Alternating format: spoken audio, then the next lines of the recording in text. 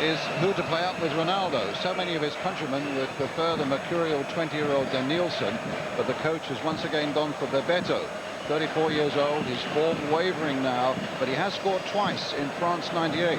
Ronaldo, incidentally, has a slight tendonitis in his left knee. It'll need a rest after this tournament. Brazil unchanged. It's a night when the weather's good, and a great Brazilian support might just appeal to them once more.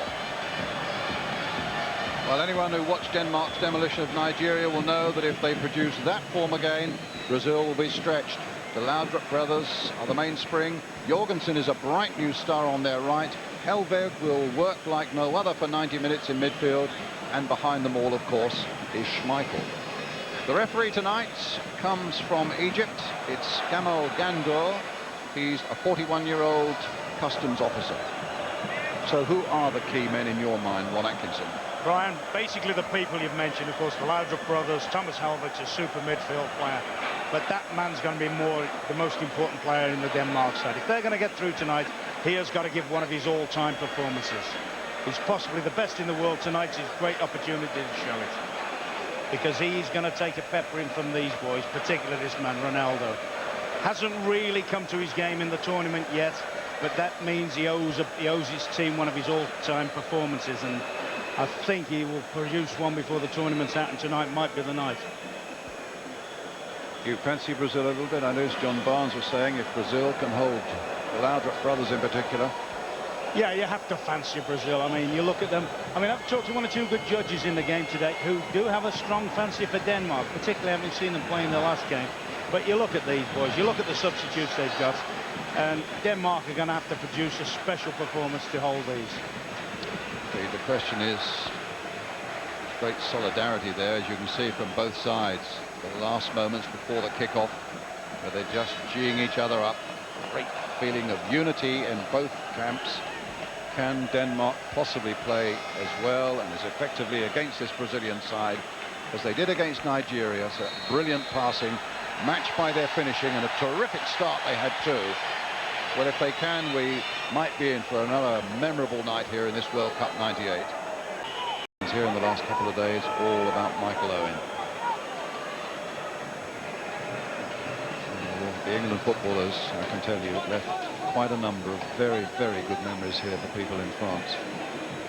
Got a free kick to Denmark. Michael Laudrup with it towards big Mark Reaper, who's already scored one. He's got it against Saudi Arabia in one of the group games. Michael Laudrup, a little flick there to his brother, Brian. Twisting and turning, but Dunga's after him. He certainly wouldn't look amiss in the Brazilian side, would he, Brian Laudrup? He wouldn't. And that's a good ball played by Michael Laudrup, bringing Colding into it now. So Sudden Colding with a cross towards Reaper, who'd gone up, stayed up, and probably has won a corner.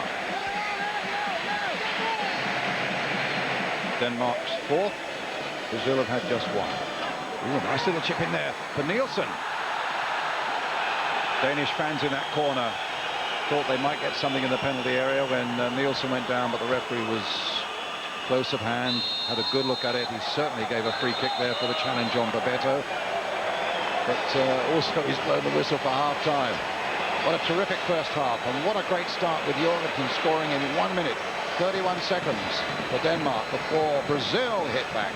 Ronaldo made a goal for Bebeto, and then he made a goal for Rivaldo. And so at half-time, it's Brazil 2.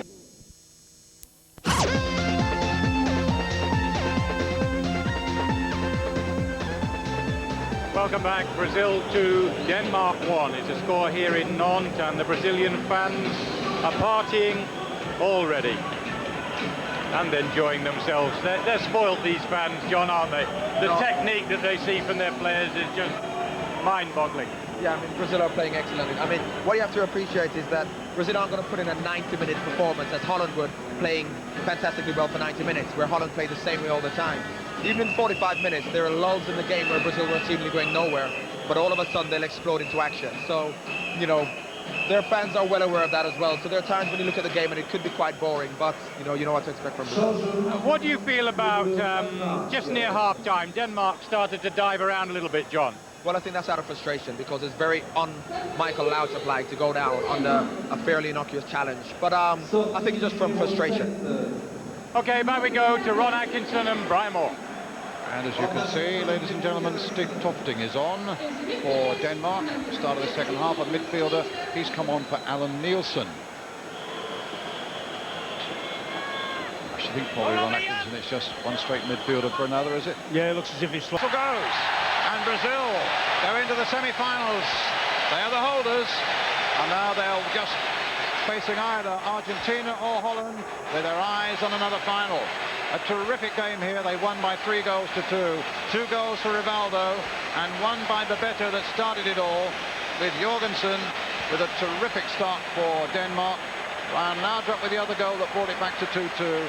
But in the end, it was the skills and the organisation and the know-how of Brazil that just about held out for them.